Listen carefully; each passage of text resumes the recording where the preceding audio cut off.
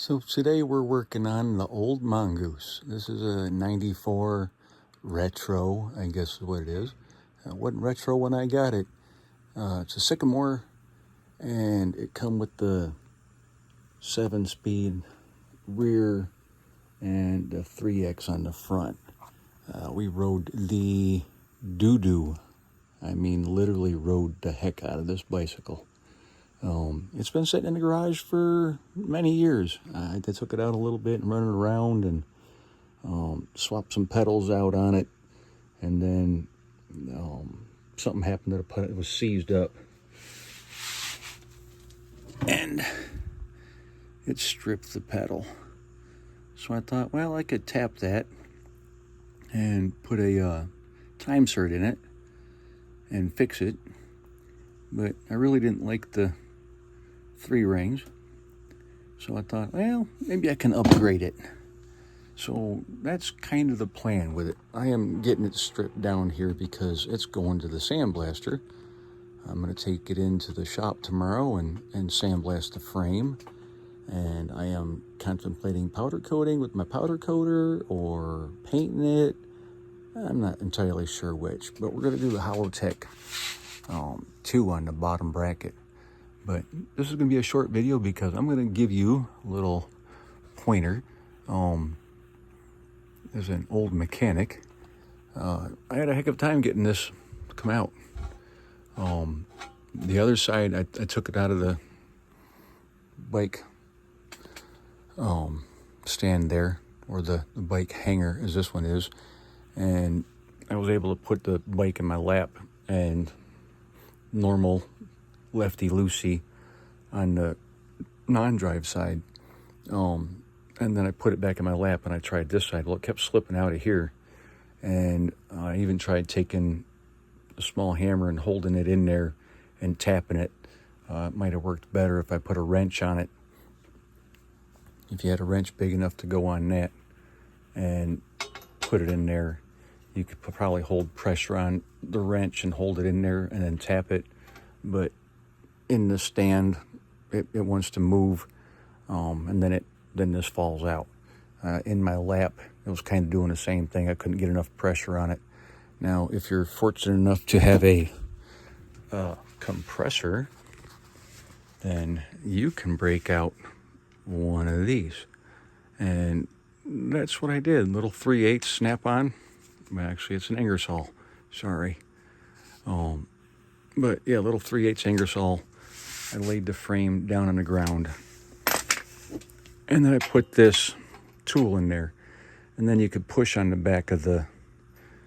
Let me demonstrate for you. That is, if you got a compressor. If you ain't got a compressor, you're kind of. If you ain't got a compressor, then you could probably squirt it on the backside over here with some penetrating lube, and maybe it'll free it up. I don't know if it was just that tight, or, I mean, it's not really super rusty. You can kind of see it's got a little bit of rust on it, but it's not bad. But when you lay it down on the floor like this, you can righty-loosey, and you could put pressure on it and hold your socket in there. Now, I didn't go wide open. I didn't just pull the trigger and start hammering away. I eased on the trigger and just let it start tapping, and then kind of gave it a little bit more. And it didn't want to move, so I did the lefty-tighty thing, and I just tightened it just a smidge until I saw it move. And when it broke loose, I turned it back to the righty-loosey. Gosh. And then it came out pretty easy after that. The only thing is, if you plan on using this tool over and over again, the impact will kind of damage these teeth. I mean, they're not bad enough to where they won't hold it, but you can feel a sharp edge on there. Whoops, here we go. Yeah, you can see where it's shiny, but you can feel a sharp edge on there where the impact was doing its thing. So, but it is out. So that's all I cared for. And this is a Shimano BB UN52. Okay, well, that's good to know. Yeah, this has been in there since 94. And oh, there we go. BB, there you go. You can see it now. But yeah, this thing's been here since '94. There's really, I mean, there's nothing. I ride around on it. It doesn't feel like there's anything wrong with it. It feels tight and it spins. But I kind of figured that I was going to go with the 1X. I want the 1X, and then we're going to put an 11-speed on the back. This is going to be a trial and error. I got the old wheels back out there. It's got the 7-speed on it. I'm going to put an 8-speed free hub on it, and we're going to see what happens. I don't feel like buying a brand new bike.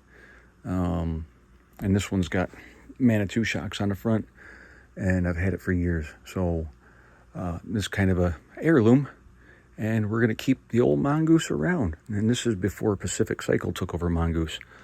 Although, from what I've seen on YouTube and things like that, Mongoose has come out with a new mountain bike that looks pretty darn good. I haven't personally ridden one. I was actually contemplating buying one before fixing this one. But I want to fix this one and ride this one. And maybe I'll look into the Mongoose from Mongoose. I can't remember. It's the Pro, something Pro, I think. Yeah, I can't remember. Brain swirling. But anyhow, hope that helps you out. If you got an impact, that is a very easy way to do it. Like I said, you could put pressure on it and hold your tool in there, and then just easy with the impact gun. And then, but remember, this one is righty-loosey, lefty-tighty, and that side over there is lefty-loosey, righty-tighty. If you go to hammering on this one like you do with that one, you're going to strip out the threads and booger up your bottom bracket. And look at that. There's some old funky stuff in there. But anyhow, y'all stay safe out there, and we will give you updates on the progress of the old Goose.